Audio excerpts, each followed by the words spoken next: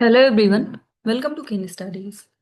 आज है 19 फरवरी और आज के करंट अफेयर सेशन में हम जिन टॉपिक्स को कवर करेंगे वो टॉपिक्स हैं आर्किटिक काउंसिल। देन हम देखेंगे कौशल रथ स्कीम के बारे में। इसके साथ ही हाल ही में चर्चा में रहा नेशनल मेडिसिनल प्लांट्स बोर्ड के बारे में देखेंगे। देन विद्यांजलि इनिशिएटिव के बारे में, नेशनल लार्ज सोलर टेलीस्कोप के बारे में देखेंगे। इसके साथ ही लीड बैंक स्कीम के बारे में देखेंगे और लास्ट में हम देखेंगे फेस ट्रांसप्लांट प्रोग्राम के बारे में।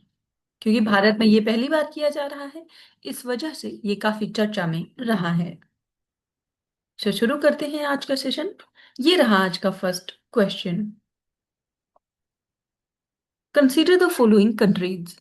तो यहाँ पर कुछ देशों के नाम दिए गए हैं जिन पर आपको विचार करना है। ये कंट्रीज हैं Denmark, Sweden, Norway, United kingdom and United states of America. And the question is, which of the above are members of the Arctic Council? यहां पर आपसे पूछा जा रहा है कि ऊपर ये जितने भी कंट्रीज का नाम दिया गया है, आपको बताना है कि इनमें से कौन सी ऐसी कंट्रीज हैं जो आर्कटिक परिषद का सदस्य हैं।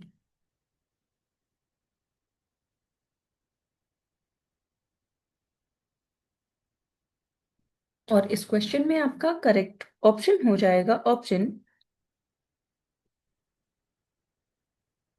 बी। सो यूनाइटेड किंगडम से इतर बाकी जो भी कंट्रीज हैं, Denmark, Sweden, Norway, United states of America, ये सब आर्कटिक काउंसिल के मेंबर्स हैं।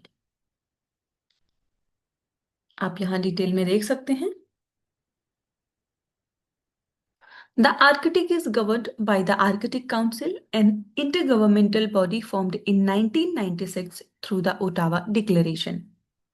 सो मेंबर स्टेट्स की बात करें तो आर्कटिक काउंसिल में 8 कंट्रीज हैं। ये कंट्रीज हैं Canada, Denmark, Finland, Iceland, Norway, Russia, Sweden and the United States. And these countries control land territories and have rights over resources within their exclusive economic zones. So the Arctic holds 13% of the world's undiscovered oil and 30% of untapped natural gas. So rich in rare earth elements, phosphates and copper. नए trade routes की बात करें, so the northeast passage of Russia and the northwest passage of Canada are emerging as alternatives to the Suez Canal, reducing travel distance by thousands of kilometers. इसके साथ ही अगर हम भारत की बात करें तो भारत का जो स्टेटस है वो है ऑब्जर्वर का आर्कटिक काउंसिल में। और भारत ने एज एन ऑब्जर्वर इसको ज्वाइन किया 2013 में। So, this observer status is granted to entities that support the objectives of the Arctic Council and have demonstrated capabilities, including the ability to make financial contributions. So, total 13 ऐसी countries हैं जिनको observer countries का या observer status दिया गया है। इसके साथ ही आप ध्यान रखेंगे कि हाल ही में ये जो आर्कटिक काउंसिल है ये काफी चर्चा में रहा, क्योंकि इसने सेलिब्रेट किया है 30 years of cooperation while navigating severe geopolitical strains with the working group meetings operating virtually and political level discussions post since 2022. So हाल ही में 30 years कंप्लीट हुए हैं आर्कटिक काउंसिल के, इसलिए भी ये चर्चा में रहा है। देन अभी हाल ही में नेटो जो कंट्रीज हैं उन्होंने आर्किटिक सेनेटरी लॉन्च किया है जो कि इन्हांस करेगा सर्विलांस को इन द रीजन। सो आप ध्यान रखेंगे, हाल ही में चर्चा में रहा आर्किटिक सेनेटरी संबंधित है नेटो से।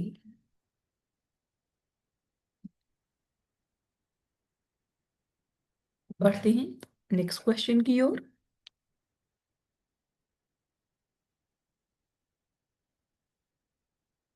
With reference to Kaushal Rath consider the following statements. सो यहाँ पर जो कौशल रथ योजना है उससे संबंधित कुछ कथन दिए गए हैं जिन पर आपको विचार करना है।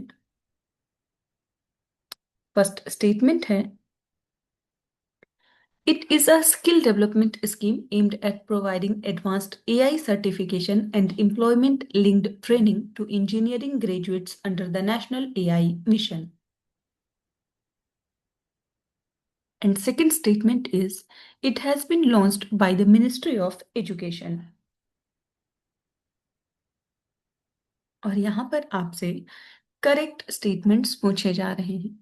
आपको बताना है हाल ही में चर्चा में रहा ये जो कौशल रथ योजना है उससे संबंधित यहाँ पर कौन से ऐसे स्टेटमेंट्स हैं जो कि करेक्ट हैं।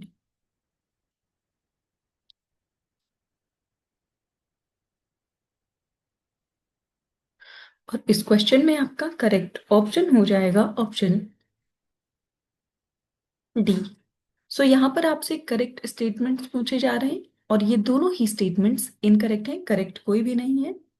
फर्स्ट स्टेटमेंट आपका इनकरेक्ट है क्योंकि ये जो कौशल रथ स्कीम है ये employment linked advanced AI certification scheme नहीं है, ये एक मोबाइल एआई अवेयरनेस इनिशिएटिव है जो कि फोकस्ड है on spreading foundational AI literacy among youth.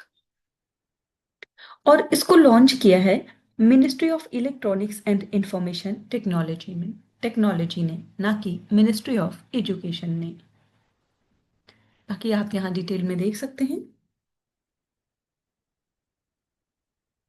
India AI, Ministry of Electronics and Information Technology, in collaboration with All India Society for Electronics and Computer Technology, today flagged off Kausal Rath, a mobile artificial intelligence awareness initiative under the National AI Literacy Program, जो कि है युवा AI for All। सो ये जो initiative है इसका aim है to expand access to foundational AI education and bridge the digital divide by reaching students, youth, educators and learners in semi urban and unreserved regions. So हाल ही में चर्चा में रहा ये जो कौशल रथ इनिशिएटिव है ये एक fully equipped mobile computer lab है with internet enabled systems, audio visual tools and structured training modules. So it will travel to schools, colleges, ITIs, and community spaces to deliver hands-on exposure to AI and generative AI tools, supported by trained facilitators and contextualized Indian use cases.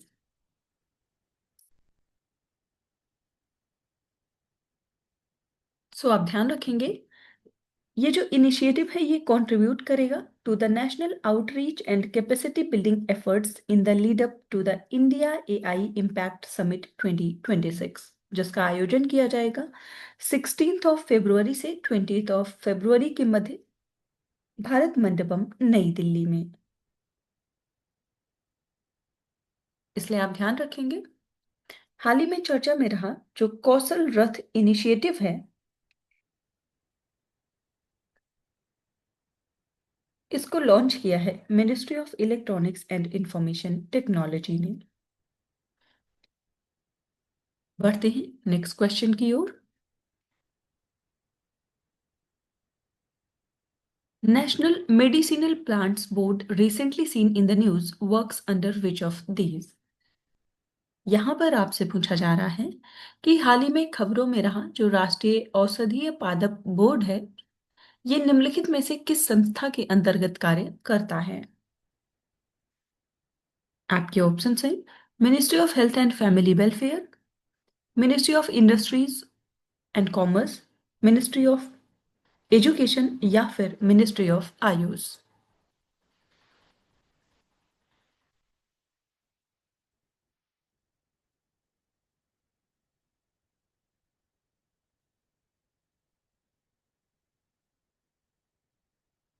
और इस question में आपका correct option हो जाएगा option D.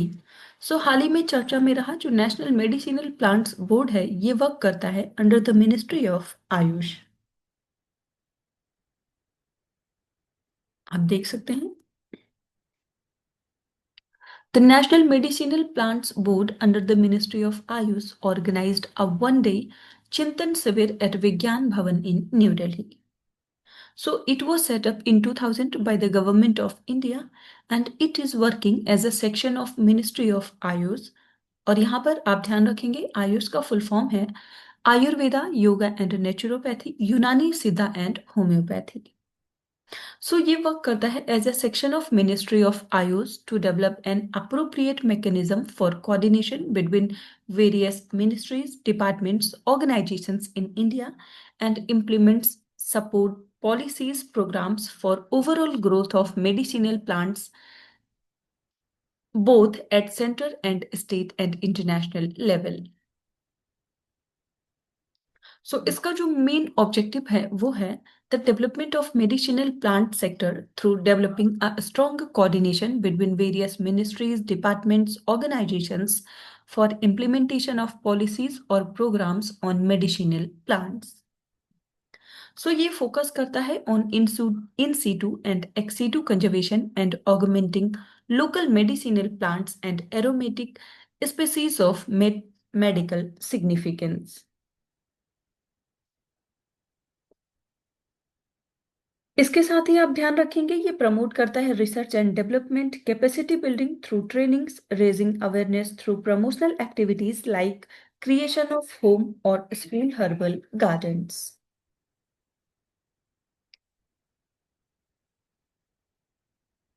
बढ़ते हैं next question की ओर।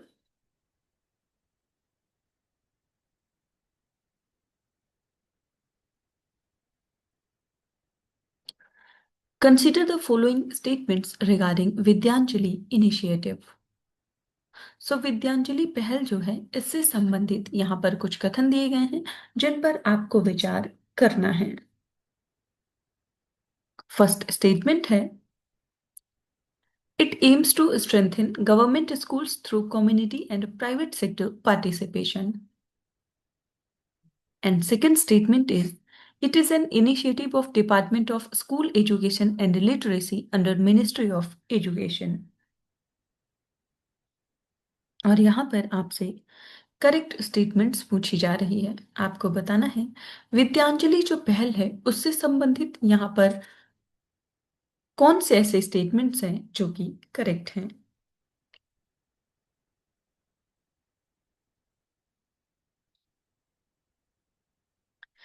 और इस क्वेश्चन में आपका करेक्ट ऑप्शन हो जाएगा ऑप्शन सी। सो यहाँ पर ये दोनों ही स्टेटमेंट्स करेक्ट हैं कि ये जो इनिशिएटिव है ये है department of school education and literacy का। आप देख सकते हैं। सो ये अभी हाल ही में चर्चा में रहा because recently the union minister of state for education informed the Rajya Sabha that Vidyanjali initiative has onboarded over 8.5 lakh schools and 5 lakh volunteers। तो ये जो विद्यांजलि इनिशिएटिव है इसको लॉन्च किया गया था इन सितंबर 2021 in alignment with the national education policy 2020। So it aims to strengthen government schools through community and private sector participation, enabling greater support for students' holistic development and improved learning outcomes। आपने देखा कि ये initiative है department of school education and literacy का under the ministry of education for facilitating the community and volunteers to directly connect with the government and government aided schools to contribute their services and or asset materials equipments through a dedicated portal. So the platform connects volunteers, alumni, institutions, civil society organizations, and CSR partners directly with schools based on their identified needs. सो ये जो initiative है अगर हम इसके features की बात करें तो ये क्रिएट करता है an interface between the volunteers and schools to bridge the gap between them. Then it also helps school students in getting exposure other than academic activities. It is a platform for schools to share their activities for volunteership where volunteers can participate by performing various activities.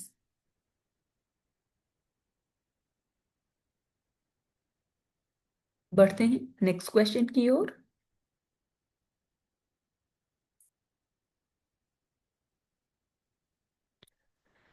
Consider the following statements regarding National Large Solar Telescope. सो यहाँ पर जो national large solar telescope है उससे संबंधित कुछ कथन दिए गए हैं। जिन पर आपको विचार करना है। फर्स्ट स्टेटमेंट है, it is an aperture solar telescope which will be established in the Merak region near the Pagong So Lake. And second, it will operate in the visible and near infrared wavelengths of the electromagnetic spectrum. और यहाँ पर आपसे correct statements पूछी जा रही है। आपको बताना है, हाल ही में चर्चा में रहा ये जो नेशनल लार्ज सोलर टेलीस्कोप है, उससे संबंधित यहाँ पर कौन से ऐसे स्टेटमेंट्स हैं जो कि करेक्ट हैं।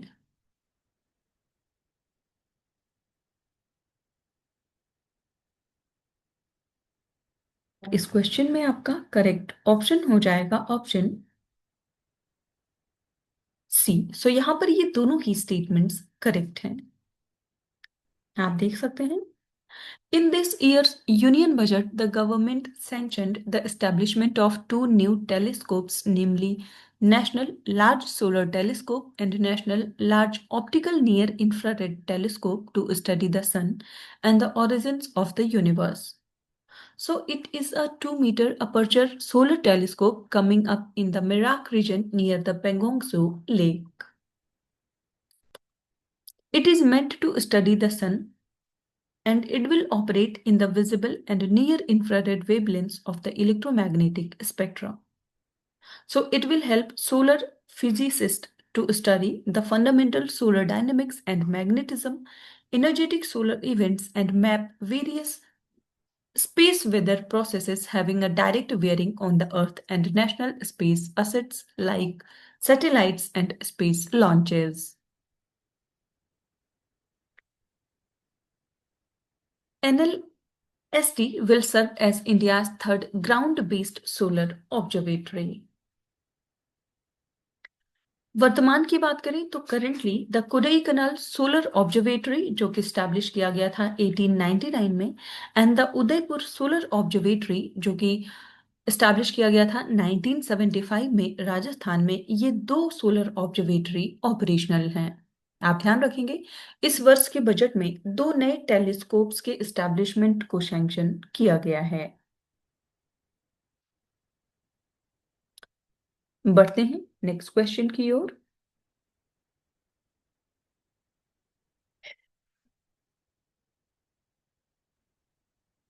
The lead bank scheme was introduced on the recommendations of which committee? So यहाँ पर आपसे पूछा जा रहा है कि जो लीड बैंक योजना है ये किस समिति की सिफारिशों पर शुरू की गई थी। आपके ऑप्शंस हैं Narasimhan committee, Nariman committee, Rangarajan committee या फिर उर्जित पटेल कमेटी।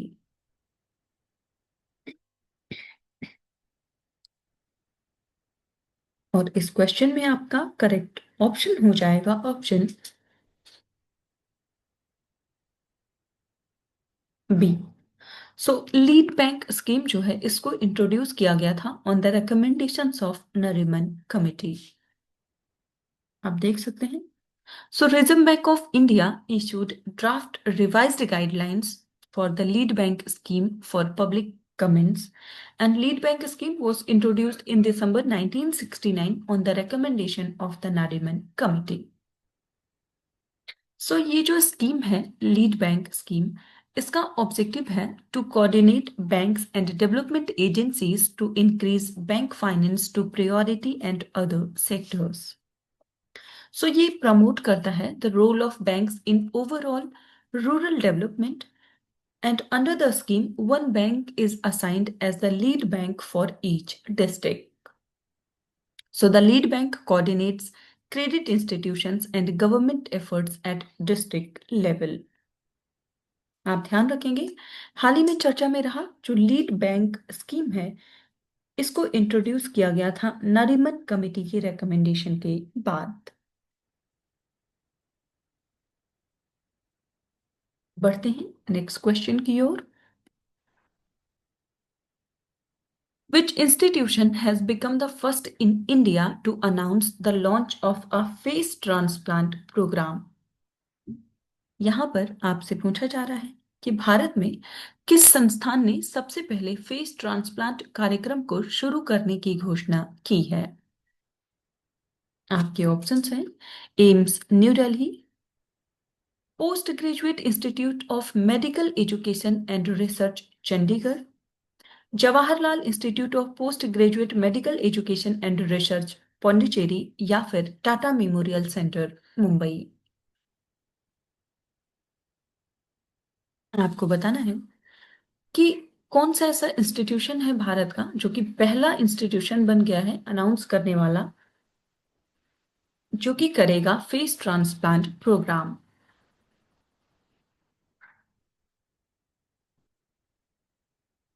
और इस क्वेश्चन में आपका करेक्ट ऑप्शन हो जाएगा ऑप्शन ए। सो ये है एम्स न्यू दिल्ली। आप देख सकते हैं all India institute of medical sciences new Delhi became the first in India to announce a face transplant program, and the Department of Plastic Reconstructive and Burn Surgery started a registry for patients with severe facial deformities and loss of functions like breathing and blinking. So, face transplantation uses tissue from a deceased donor to restore facial function and appearance. So, around 80 face transplants have been done worldwide recently in Spain. Patients require lifelong immunosuppressive therapy to prevent rejection. So, the program focuses on ethical screening, counseling, and multidisciplinary support. आज की current affair session में इतना ही। Thank you for watching. Do like share and subscribe.